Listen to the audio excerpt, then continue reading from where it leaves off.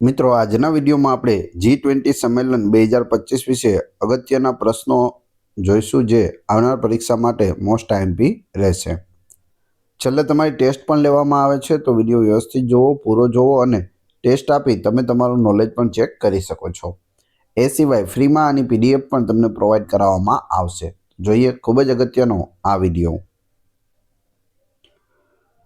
Global south રિજનમાંથી સતત ચોથી વખત એટલે કે 2022થી 2025 સુધી G20 સમિટનું અધ્યક્ષપદ કયા દેશો સંભાળી રહ્યા છે? શું કહ્યું? તો ગ્લોબલ સાઉથ રિજનમાંથી છે.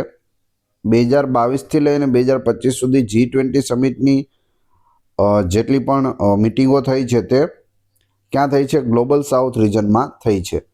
તો શું જવાબ આવશે? સાચો જવાબ છે ઇન્ડોનેશિયા, ભારત, બ્રાઝિલ અને દક્ષિણ આફ્રિકા. 2022 ઇન્ડોનેશિયા, 2023માં ભારત, 2024માં બ્રાઝિલ અને 2025માં દક્ષિણ આફ્રિકામાં આનું આયોજન થયું છે.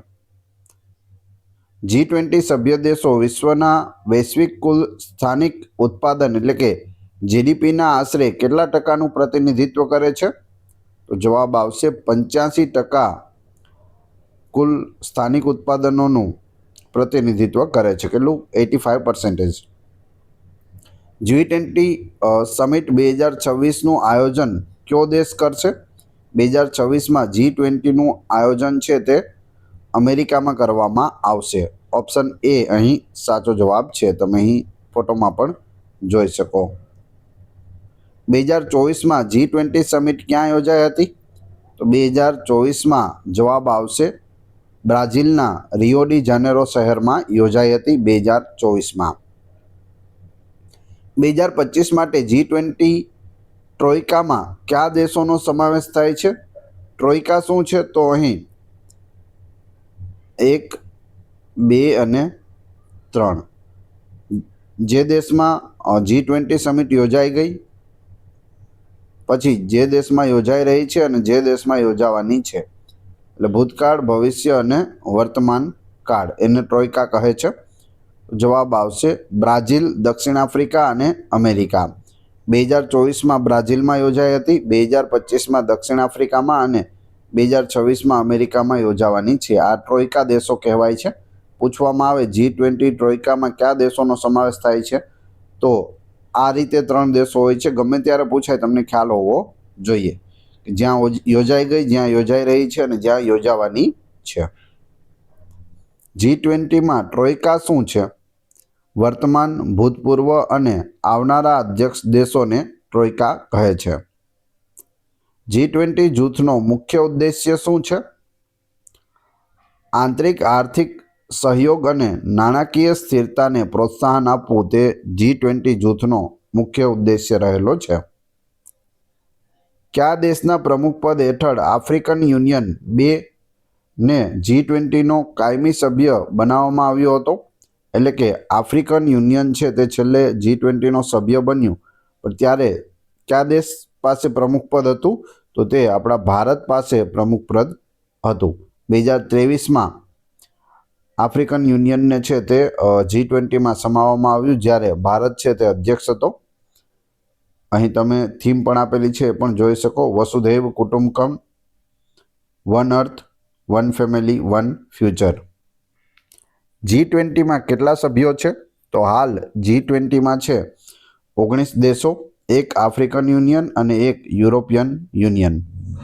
ટોટલ કેટલા છે? 21. એમાં દેશ કેટલા છે? તો 19 દેશ છે. 2 યુનિયન છે, આફ્રિકન યુનિયન અને યુરોપિયન યુનિયન. નવેમ્બર 2025માં દક્ષિણ આફ્રિકાના જોહાનિસબર્ગમાં આયોજિત G20 સમિટમાં ભારતનું પ્રતિનિધિત્વ કોણે કર્યું હતું? જવાબ આવશે નરેન્દ્ર મોદીએ કર્યું હતું. આપણા દેશ તરફથી આપણા વડાપ્રધાન શ્રી નરેન્દ્ર મોદી ગયા હતા. G20 જોહાનિસબર્ગ સમિટ 2025ની થીમ શું છે? થીમ જવાબ આવશે એકતા, સમાનતા અને ટકાઉપણું.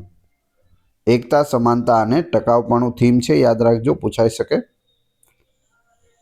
નવેમ્બર 2025માં G20 સમિટનું કયું સંસ્કરણ યોજાયું હતું? કેટલામું હતું? તો જવાબ આવશે 20મું સંસ્કરણ યોજાયું હતું. G20નું 20મું સંસ્કરણ સાઉથ આફ્રિકામાં. G20 સમિટ 2025 દક્ષિણ આફ્રિકાના કયા શહેરમાં યોજાઈ રહી છે? જવાબ આવશે જોહાનિસબર્ગમાં આનું આયોજન થયું હતું. G20 summit 2025.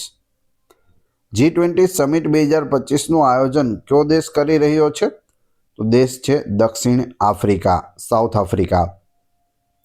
નવેમ્બર 2025માં G20 શિખર સંમેલન પ્રથમ વખત કયા ખંડ પર યોજાયું હતું? તો કયા ખંડમાં આનું આયોજન પ્રથમ વખત થયું છે? તો દક્ષિણ આફ્રિકા એટલે કે આફ્રિકા ખંડમાં છે તે પ્રથમ વખત આનું આયોજન થયું છે. આજથી પહેલાં ક્યારે પણ આખા ખંડમાં કોઈ પણ દેશમાં આનું આયોજન થયું ન હતું. આફ્રિકા ખંડમાં પ્રથમ વખત છે, જોહાનિસબર્ગ, સાઉથ આફ્રિકા. હવે તમારી ટેસ્ટ, જે આપણે વિડીયો જોયો તેમાંથી તમને પ્રશ્નો પૂછવામાં આવે છે, જેનો જવાબ તમારે ક્રમશઃ કમેન્ટ બોક્સમાં આપવાનો હોય છે, જેથી તમને ખ્યાલ આવે કે પરીક્ષામાં આવો પ્રશ્ન પૂછાય તો તમને જવાબ આવડે છે કે નહીં. પ્રશ્ન 1, G20 સમિટ 2026નું આયોજન કયો દેશ કરશે? આવનાર 2026માં આનું આયોજન ક્યાં થશે? ઓપ્શન 4 આપેલા છે, ફોટો પણ છે.